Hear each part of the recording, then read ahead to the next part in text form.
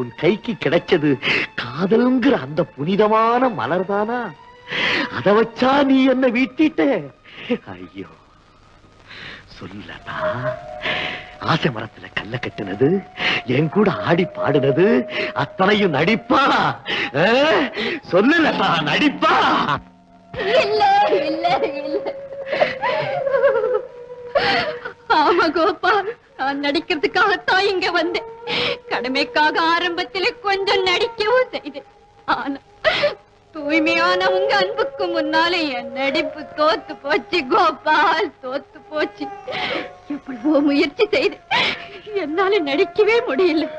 ஆனாலும் என் கடமையை நான் நிறைவேற்றிட்டேன். இப்போ சொல்றேன் கோபால், என் உள்ளத்தில் உங்களை தவிர வேற யாருக்குமே இடம் கிடையாது. நீங்க எப்ப வந்தாலும் சரி, எப்படி வந்தாலும் சரி, உங்களுக்காகவே என் வாழ்நாள் எல்லாம் காத்திருப்பேன் கோபால், என் வாழ்நாள்.